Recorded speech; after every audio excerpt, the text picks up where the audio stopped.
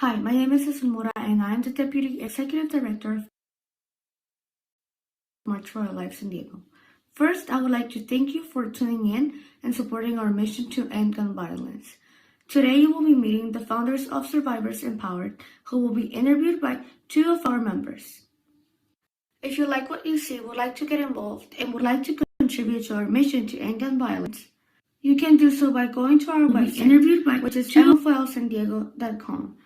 There, you can scroll down to the bottom of the page and click on Become a Sponsor, and you can contribute whatever is possible. The event will begin soon, but in the meantime, please enjoy this advertisement by March for Our Lives San Diego.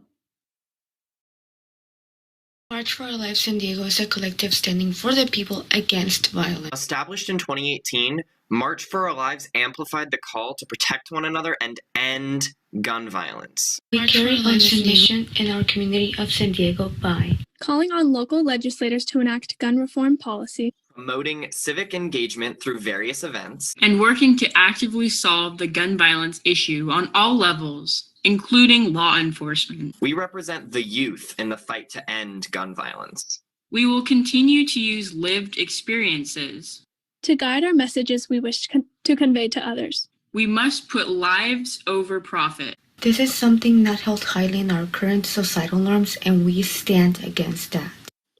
We stand against that. Our call to action is simple. We want to stand in solidarity against the structures in place that allow for the desire of power over lives. We want common sense gun legislation. We want to disarm hate. Disarm hate. Disarm hate. We want protection for all people. All people. Join us in our mission today at mfolsandiego.com. Because we are the generation that will end gun violence.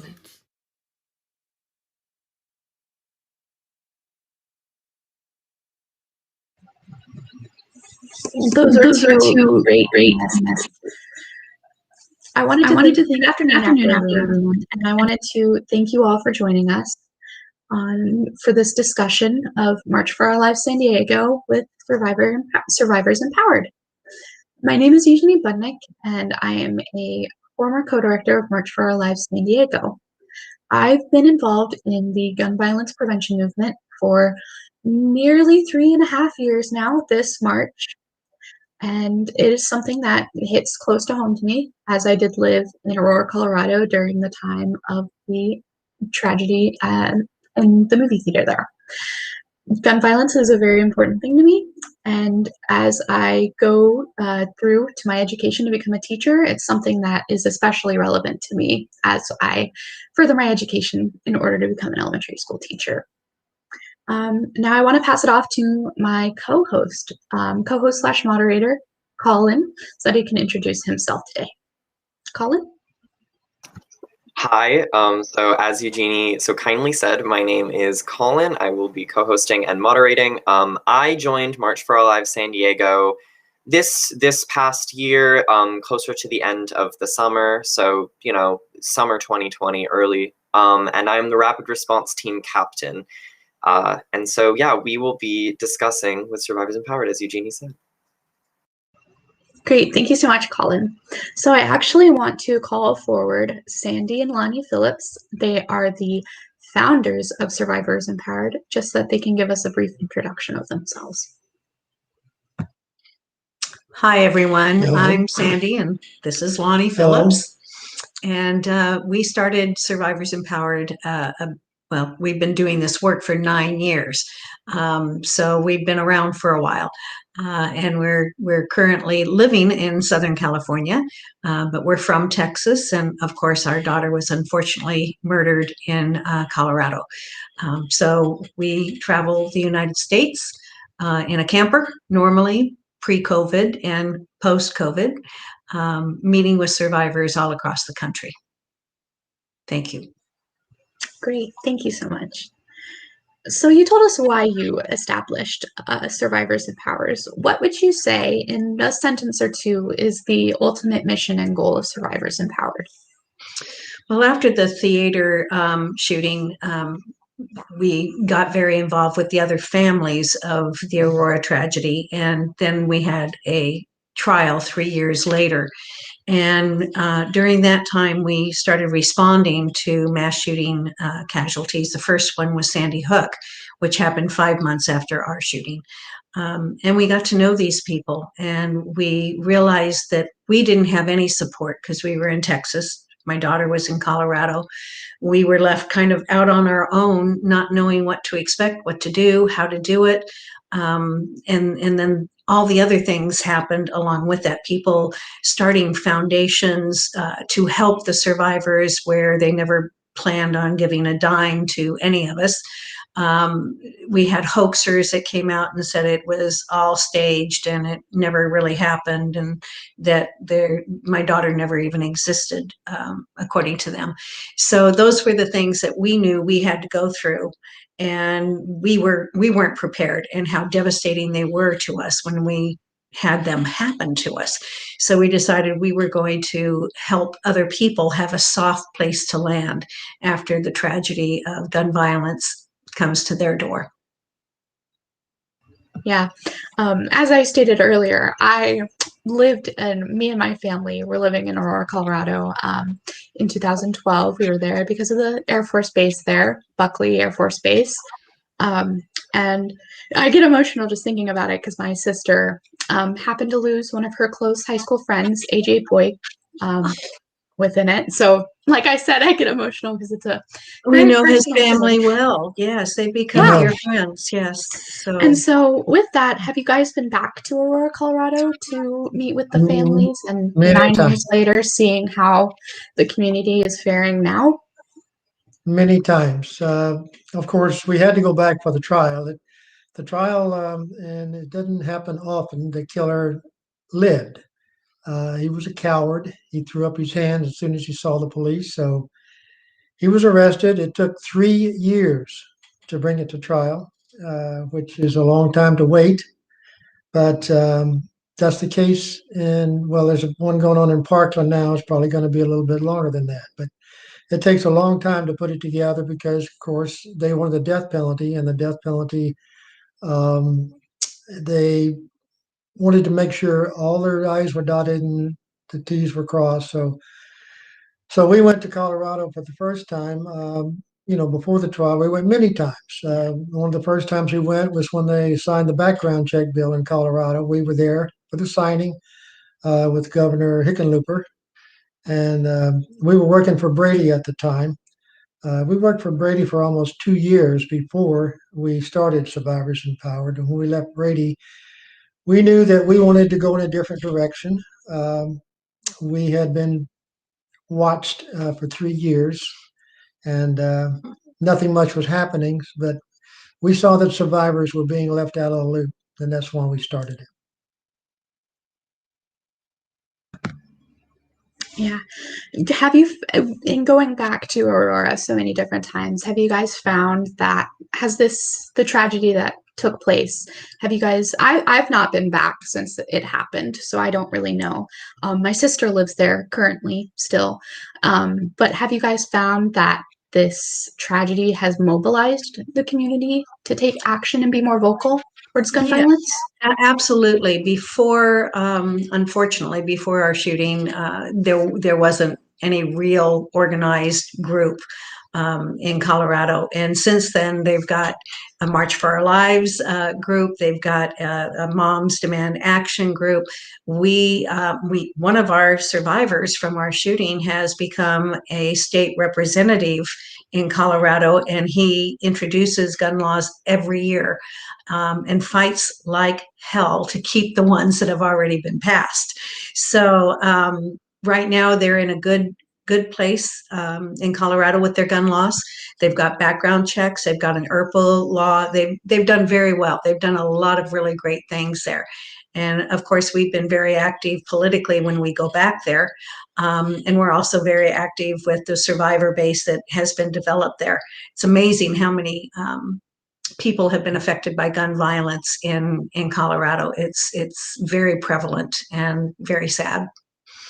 So as you know, in Aurora, they've had the Columbine shooting, the Chuck E. Cheese shooting, the the Our Aurora shooting. So they've had, STEM school, the STEM school shooting. so they really, per capita, they've had more mass shootings than any place in the country. Yeah. That is absolutely crazy. However, it makes my heart very happy to hear that Colorado has taken so many steps in the right direction, because, you know, that's my childhood home. So very And personal. it's a beautiful place. It's a beautiful community. And it's a shame that they've been so affected. Yeah. And so it seems like Survivors Empowered, obviously, is very survivor based. And part of that is your rapid response team. So I'm actually going to pass it off to my co host, Colin, to ask you guys a little bit more about the rapid response team. Super. Thank you, Eugenie. Thank you. So you guys have already shared a lot about your different stories and the different things you've come across. And obviously, a lot of the work you guys put into it is with the rapid response team, as Eugenie said. For starters, I just kind of wanted to get your take as survivors. How important is it to center survivors in rapid response, making sure that survivors are really the ones doing that kind of stuff, and what do they bring to the table? Well, I think anytime you have a lived experience, that brings a lot to the table. People want to know that. Well, we had one couple in Parkland that we've become very close to that said, you telling us what we needed to expect next kept us alive, because it prepared them, and knowing that something is coming at you is very different than having something just come at you and you're not expecting it. So, and then if you prepare them, then it doesn't happen, that's great. That's a plus. But if it does come to fruition, and the first conversation we had with this couple, I said to him, I said, there are already sites up that are saying that your son never existed and this is all actors. And he was like, no, that can't be. And I said, oh yeah, and it was the first day, they were up within hours. Yeah. So, that's why we do what we do, because very rewarding. It is very rewarding. It takes a lot out of us. It's very emotional. But to hear them say they were so thankful that they had someone to tell them what to expect.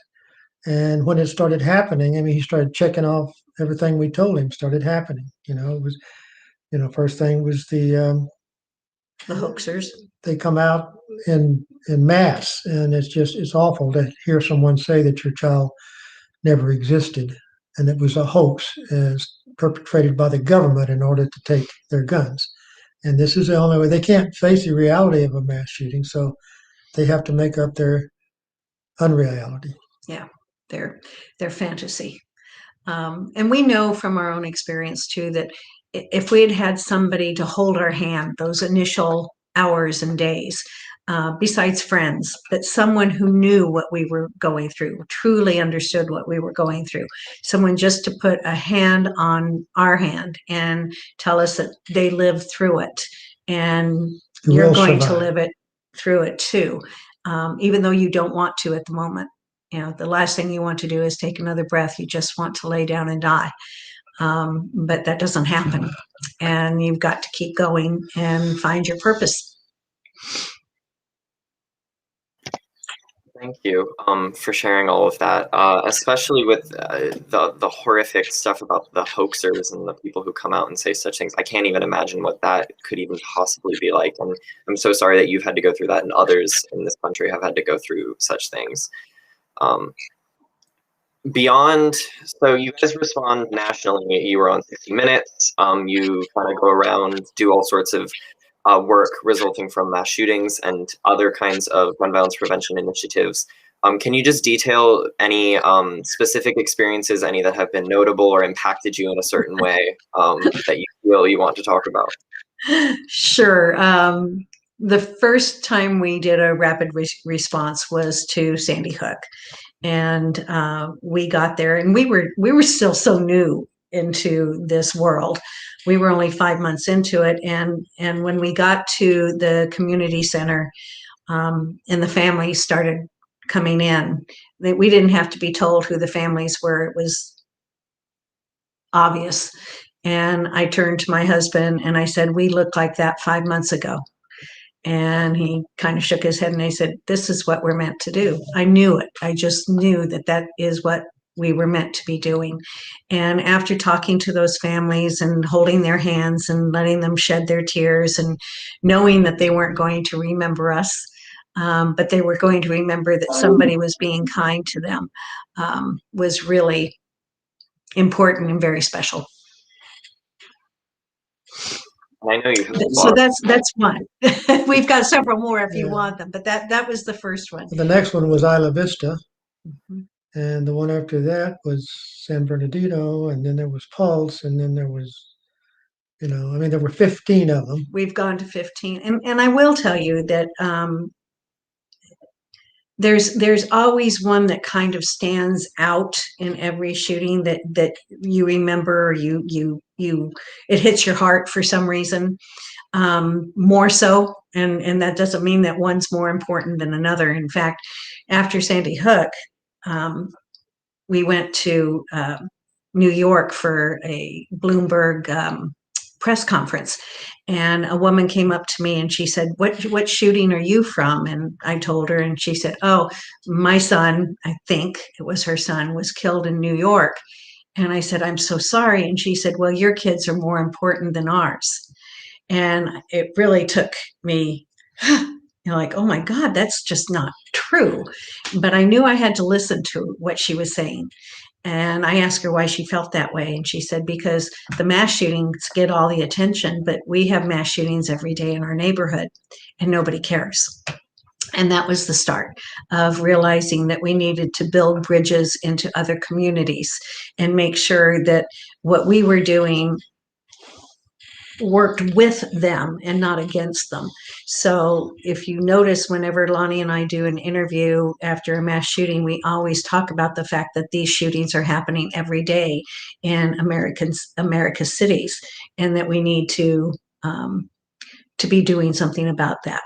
And it's not just these mass shootings that should be getting all the attention. That's absolutely true. It hits actually, especially because just over this past weekend, last weekend, there was a shooting in Mountain View, a neighborhood in San Diego. One person died, 3 were injured, had to go to the hospital and different things. And it's these kinds of urban-based gun violence, especially, is very prevalent, and it isn't the ones that are covered, and it isn't stuff that really receives anything like that. And our rapid response team is really trying to bring light to that in our communities.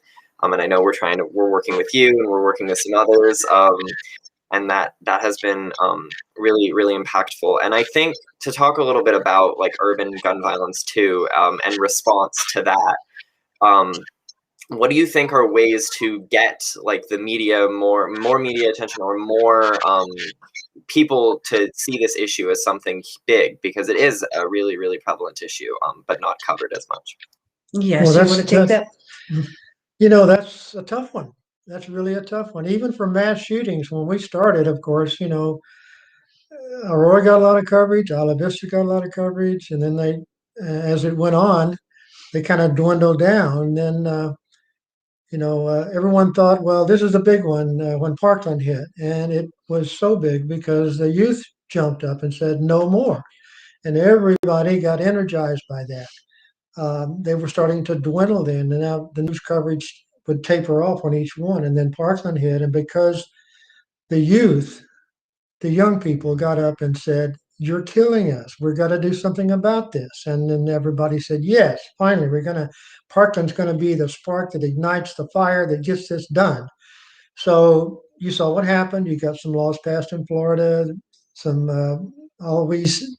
you get attention in the very beginning, and then it kind of wanes away, as it always does. But the Parkland shooting was a spark that kind of brought everybody together. March for Our Lives.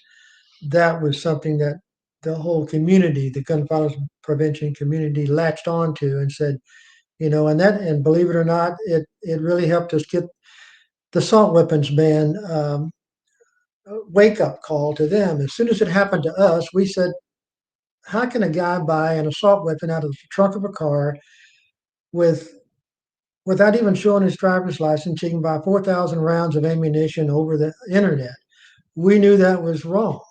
So our immediate thing was, we got to stop this assault weapons. Well, we were told by the big organizations there was kind of a deal made between the big organizations and the NRA and the politicians. He said, you guys can't touch assault weapons. If you touch assault weapons, we're going to really make it tough on you. So they kind of backed off. And it just really irritated us that was happening. And so we kind of, when we went on our separate ways, we kept screaming ban assault weapons. And then when Parkland came out, we started getting finally the big organizations realized that that's one of the major things that's doing all the mass killings. Well, we pushed really, really hard with some other coalition members that we work with across the country. The smaller groups, the grassroots groups, we pushed really, really hard, and we wouldn't stop, and we wouldn't stop, and we wouldn't shut up. And finally, within about 10 days to 2 weeks, we got the bigs to finally say, okay, we can support an assault weapons ban. And here's the thing that we really have to remember. We know people of color are disproportionately affected by gun violence, and most of their gun violence is not done with assault weapons. Most of their gun deaths are done with handguns. So it's not one or the other, it's both. And it's putting laws into place that will drive down gun violence. And that's just a couple of things that we have worked on in the past that are really still very important. I'm still increasingly worried about ghost guns, and how easy they are to get. And where background checks will help us, and I want that to pass, and it's necessary, it's not going to be the cure.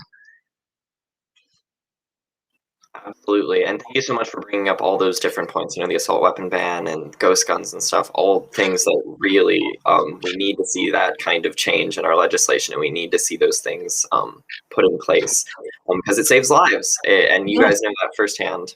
And wouldn't it be nice if we no longer needed to have a rapid response team in for us to go around in the country and for you to have to be in San Diego and respond at 3 o'clock in the morning, and our friends in Philadelphia who have a team, and I mean, there are teams all over the country, but the exciting thing that's going on for us right now is working with you, and we're convening the other five or six now folks that have established gun violence response teams in communities that we know are doing really good work, so we can find out best practices, because one deal doesn't fit them all.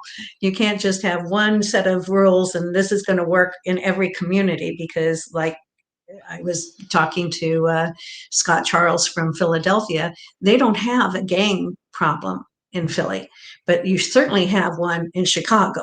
So you've got to be able to adjust accordingly in your response and how you respond. So I think that's a very exciting thing that we're currently doing with you. Absolutely. And I know March for Our Lives is very excited to be involved with that work. And I'm very excited to be involved for that work to kind of really talk to these leaders in the area of rapid response at the community level and really gain a lot from them. So I'm absolutely excited. I'm so thankful to be able to work with you. I have one more question before we go into our next section. How has, as a survivor of gun violence, what has being involved in rapid response done for you? Like, how has it helped in your healing process? How has it helped in general? Like, how has it done it for you? The healing for us is helping the others. When we get a call from them and any words from them, you helped us so much. Thank you for telling us what was going to happen. Even going into a place like Sutherland Springs, that was very much a gun culture there. They actually didn't want any help. They wanted the media to stay away. They didn't want any focused attention on them, and our community kind of withdrew and pulled into themselves, which is different, like way different than Parkland. Totally the opposite, like night and day. And we were shocked at people were driving by the school with Confederate flags waving, and you're not taking our guns, and it was awful. But we did connect with someone there. There was a young man, I think at the time Sandy was talking to him, and he just started sobbing and grabbed her around the neck and was hugging her and crying, and his friend was killed. And as she was talking to him, he told her that he was definitely going to go get his concealed carry license so he would have a weapon on him the next time it happened. And nothing we could say or do would talk him out of it because that was his mindset. So you're up against different communities at different. Each one is different. It's the culture, and we have to destroy the culture of guns in America. We've got to make it as got to take the lead from the cigarettes and drunk driving and say that's just disgusting, and make it so distasteful that nobody wants to be a part of that culture anymore. And that's going to take a while. Yeah. Deconstructing kind of a big portion of what a lot of Americans think America is, which is a whole nother topic and a whole nother thing in and of itself. So we're going to segue into some other things that you guys have worked on. Eugenie's going to talk through some of the questions. So thank you so much. Thank you, Colin. Thank you, Colin.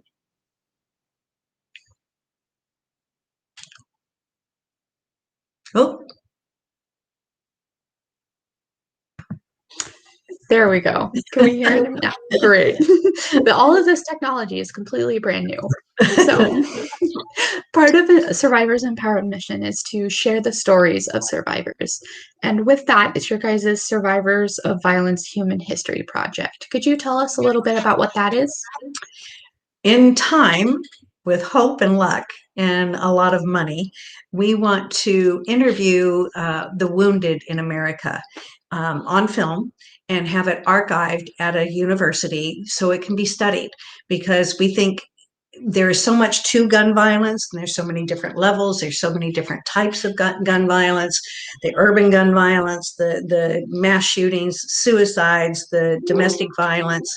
And excuse my husband, our battery is getting low again, technology. We're going to plug in here real quickly. But there's so many different kinds of gun violence, and there's so many stories out there that we started talking with some Hollywood people about doing this project and then archiving it at a university so gun violence could actually be studied and these stories could be studied. And along with the stories being studied, you could have people that were interested in community justice. You could have people that were interested in medicine. So there'd be all kinds of ways to intersect with this subject. And those stories then could go on the road with us. And we could do like an art exhibit, but they would be of stories of different survivors. And that way, the more people learn, the more stories they hear, the more that they understand that you don't survive a gun wound and everything goes back to normal. It's a whole new normal, and for some people, it never becomes normal again. And we had one young man in our shooting who was shot in the leg, and he tried for 4 years to save his leg, and it couldn't be saved. They finally amputated it at his request. And seeing him go through that 4 years of pain and agony, and then to have his leg amputated and then go through the healing process, he's been an inspiration. But we also had a young lady in that same shooting that was wounded, and she couldn't handle the emotional pain or the physical pain or being disfigured by the gun violence that she went through, and she took her life. So the stories are as vast as any human story, but I think it's important that people understand that gun violence takes from you something that it didn't have to take. And that's the key. When we can hit the emotional and psychological and the intellectual points, and have those all combined, then we're going to be able to move the public before they're affected by gun violence. And you have to really, really remember the very important fact: for every person that's killed by a gun, 4 people are wounded that don't die. And some of those wounds are horrific, and it shatters the rest of their lives. Jessie was shot in the head. If she would have survived, our lives would have been different. Her life would have been different. It would have been awful. And there's 4 of those for every one that's killed, and they're neglected. They're the most neglected in our society right now. Yes, so we're also working on gun laws that will help support survivors and create one of the important things that we're trying to work on with Congressman Evans from Pennsylvania is to simplify the systems, because survivors have to go through filling out paper for this and filling out paper for that and filling out paper for this and filling out, and it goes on and on and on from the local level to the state level to the national level, and that should all be simplified. And one paper, one paper should do it all. So we're working with him to see if we can make that part of what he is willing to do. So lots of work to do. I really appreciate the fact that with this project, it is so based around the stories of survivors, because often whenever shootings happen in the media, we see that it's a lot of the attention is focused on the suspect, the perpetrator of the violence, and that often emboldens others to commit acts of violence, and that's not necessarily what we want. So I think. No, definitely not. That's definitely not what we want. So I think providing a space for survivors to share their story is super important. When survivors, I'm sure as you guys have traveled around and heard the stories of survivors, what do you guys feel are the effects, or even yourselves, what are the effects of survivors sharing their stories? Is it beneficial to these survivors? To some, yes, and to others, no. It's very different. Some people, what I will say is those who share their stories, those who get trauma therapy, those who enter into ways to deal with their trauma in a positive way, like either through mindfulness or going through trauma therapy and EMDR and some of the other ways that the other treatments that are out there now for PTSD, those who do that do much better. We have seen them become stronger and a better part of society again faster than those who say, I don't want to talk about it, I don't want to do anything, I don't want to have anything to do with this. We see them quite often drink too heavily, eat too much, anger, rage in some. So you see it take its toll. And it does. I mean, you're always broken. We are beautifully broken, but we're broken, and we're not going to ever be what we were before. But what we become is something that I can lift my head up and be very proud of, and know that my daughter would be very proud of it too. And that's a good feeling. That's at the end of the day. When you have a survivor thank you for what you're doing for them, or being a part of something that we've created,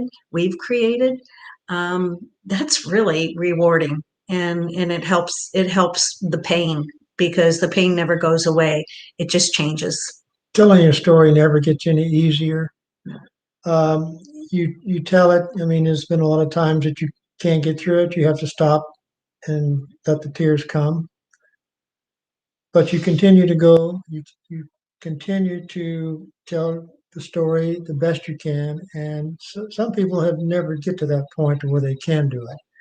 And like I said, it never gets any easier. Every time you tell it, it takes a lot out of you. But when you get the feedback from the people that you talk to about how much you help them and how much they appreciate us taking the time to do that and to try to stop it from happening to them. That gives us the courage, the wherewithal to go on. I think that brings up an important topic, activism burnout. I know that that's something that when you're dealing with heavy topics such as gun violence or domestic abuse or any other heavy topic, those who are working within these topics, such as yourselves, all of our people at March for Our Lives, you can often feel burnt out by what you're working with. So what do you two personally do to fight that burnout? We're still learning. It's the truth. We do practice mindfulness, which helps a lot. We do take our walks daily, and that helps a lot.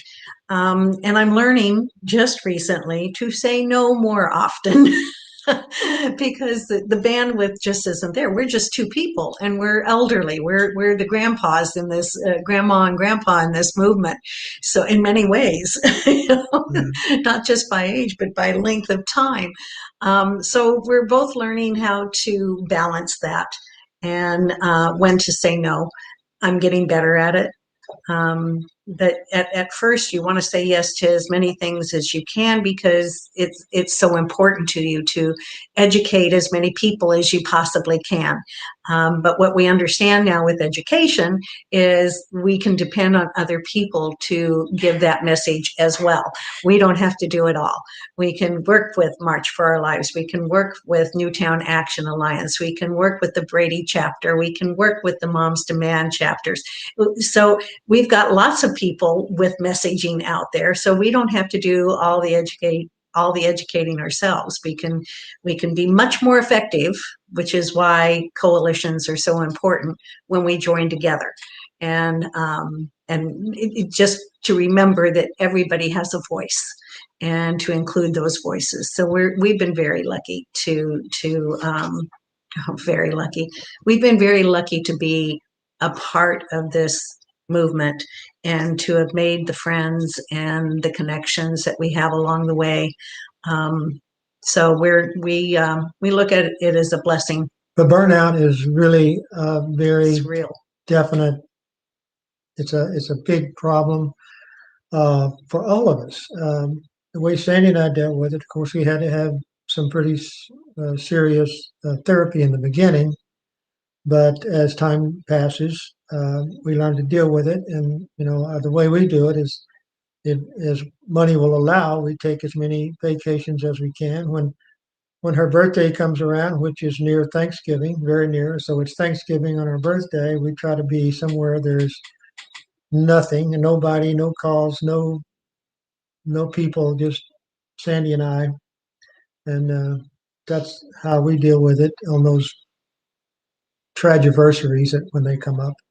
And other people deal with it in different ways, but that's the only way that we can, we know we have to have our downtime, or we couldn't continue. Yeah, you brought up an important thing about coalitions, and it's super important that the bigger the movement, the less pressure there is on the individuals who are within that movement. I think you guys would probably agree. Oh, yeah. And it's so important. Yeah. All of the, like you said, all of the people within this movement have a voice. And with that said, I'm going to plug that for those of you who are out there watching this and you're interested in getting involved, I think our coder or Max is going to put the website in which you can get involved on the screen, maybe, hopefully. If not, I'm going to pass it on to Colin for the next set of questions.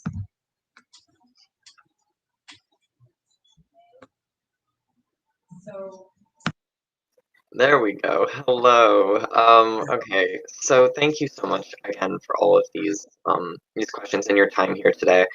So we just wanted to ask also about a book that you guys have kind of written in conjunction with Tom Diaz, and we just kind of wanted to hear about the book, its message, where people could get it, stuff like that. Well, I will tell you first, if you haven't read any of Tom's books, they really became our Bible when we first started. Lonnie's gone to get the book. but his books really kind of became our Bible when we started out in the movement, because they're so well researched, and we carried them with us in our camper everywhere we went and would highlight things. And when he came to us and said, I'd like to write a book with you, we were like, yay, we'd love that too. So he wrote with us The Tragedy in Aurora. So here's the book. There's the book. Plug time. And it tells the story of Jesse, but it's a much larger book than Jesse's story. We didn't want to tell just Jesse's story. Those books have been done, unfortunately, a zillion and one times. And we wanted Jesse to be a part of the story, but there was an overarching message. And I'll let you take it from there, dear. Well, in the beginning, Tom made Jessie the arc of the story.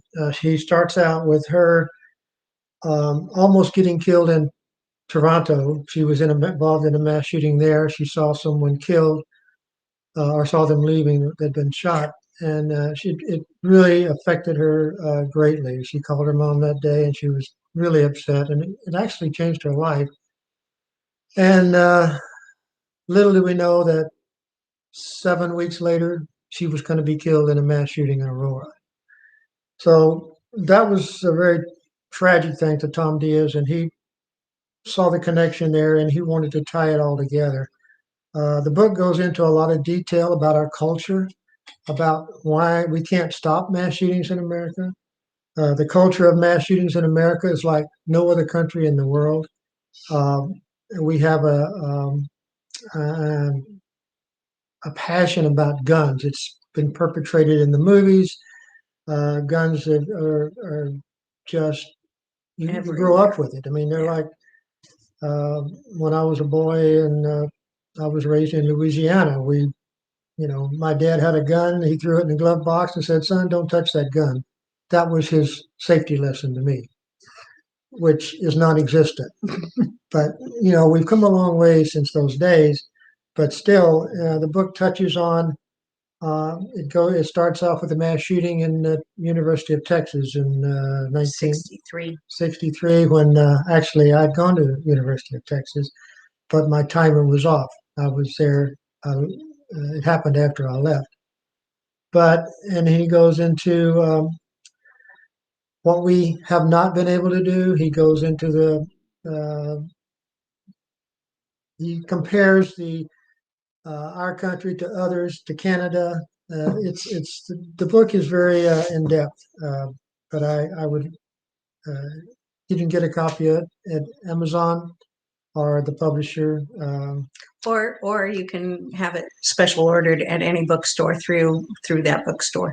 So it's easy to get, and we are very proud of it. Of course, it came out right before COVID. So the things that we had planned on doing with the book never actually happened, but that's okay. We didn't write it to make a profit. Books don't make a profit these days unless you're a Don Lemon or a Anderson Cooper, and we understood that. We wrote it because it needed to be written, and we're very, very proud of it. Yeah, that's wonderful. And thank you, again, for the info on where we could get it and stuff, because I know I have not read it yet and I really want to, especially after the in-depth description. So thank you, Lonnie, for that as well.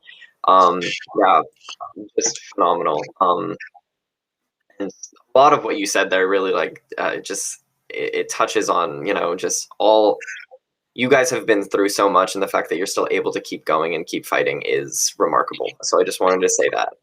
Thank you so much for that. Oh, thank you, Colin. That's very sweet.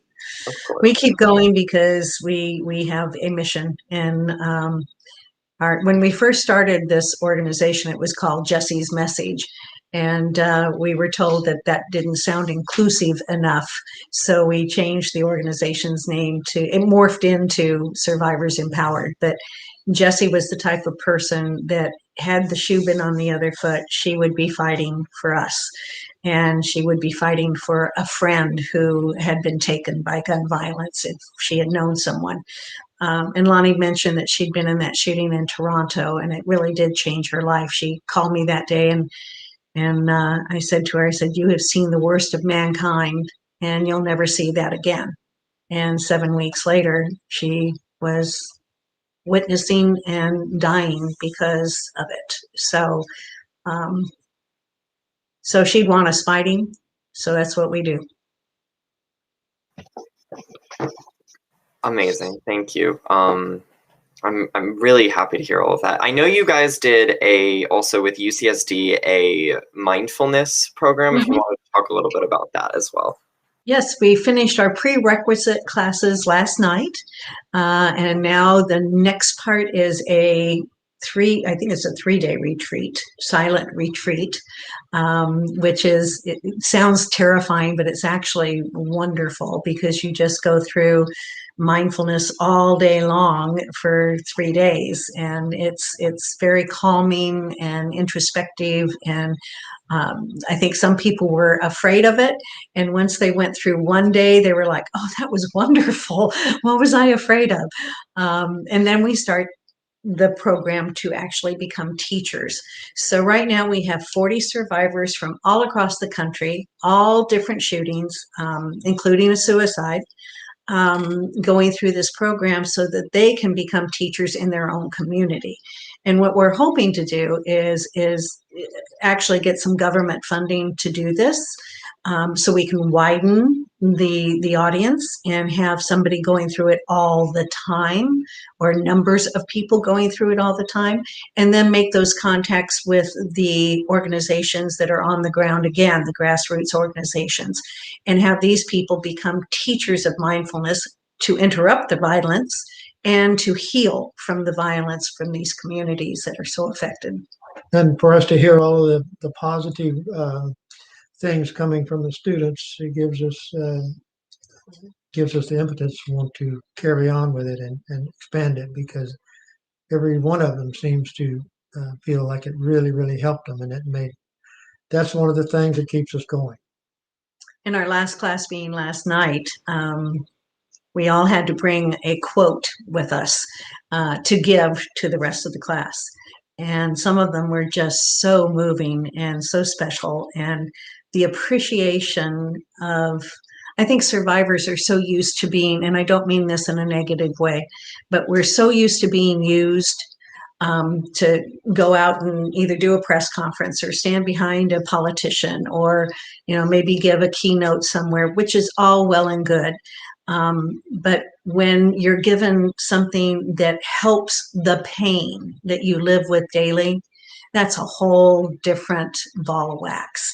And to see these people go through their pain and learn ways of dealing with it that are positive and not negative, that was really rewarding. Probably the most rewarding thing we've ever done. Yeah, wow. And thank you for that last bit about specifically being able to give those resources to survivors, back to survivors and stuff. Definitely something the rapid response team wants to try to centralize as well. Right. So I'm going to pass it back to Eugenie. We're wrapping up here in a little bit. So yeah, I'm going to pass it back to Eugenie for just a little more. Okay, I remembered to unmute this time. So I know we only have about 10-ish minutes left, but we did have a couple of viewer questions. Sure. Let me read that. Okay, one viewer mentioned that March is Women's History Month, and so this question is for you, Sandy. Oh. They wanted to ask you about your experiences as a woman in activism and how you feel that your gender has affected your or helped or affected your activism with other women survivors. This is one of the few areas of politics, if you will, where women's voices really, really, really matter. And moms have always led the way in this particular lane.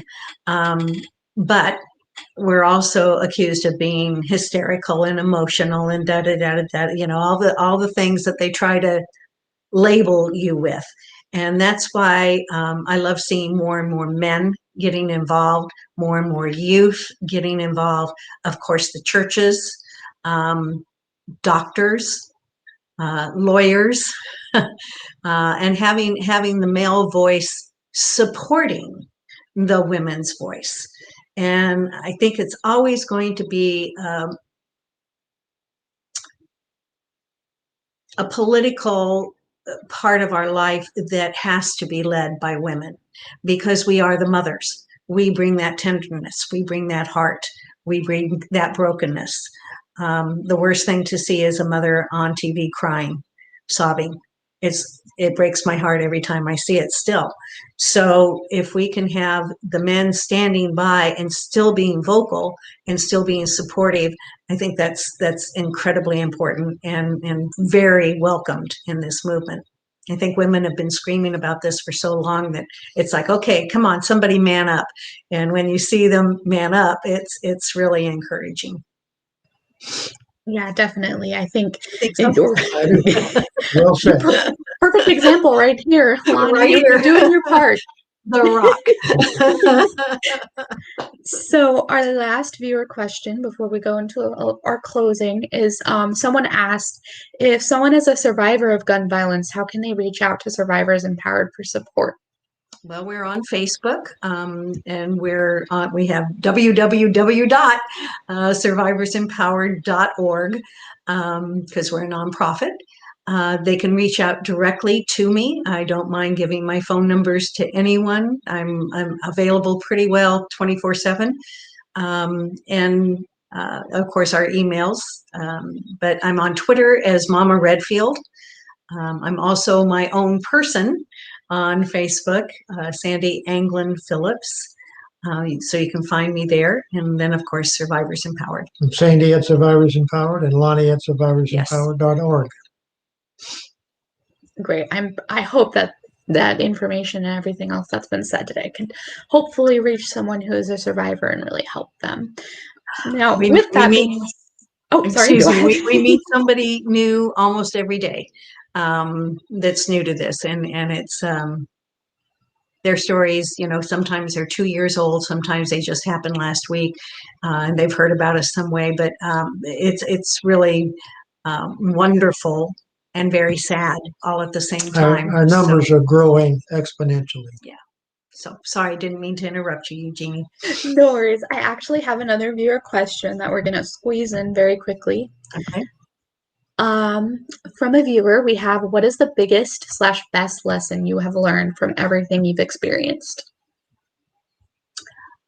I think the biggest lesson is forgiveness, not of the killer, because he doesn't even exist in my brain. He doesn't get to live there for free, rent-free. The biggest I've learned is sometimes, because survivors are broken people, survivors can be very hurtful and will strike out at you, and you just have to forgive them and say and say goodbye. So you lose friends in this world. Some of them are old friends that just can't handle the grief. Some of them are newer friends that are survivors and just can't handle whatever. And that's where, the taking care of yourself and knowing your intentions, your heart, and letting whatever is out there just go and go with love. So letting go is probably the biggest lesson. Yeah, there's a lot of people out there that want you to get over it. They don't understand how you can never get over it. Yeah.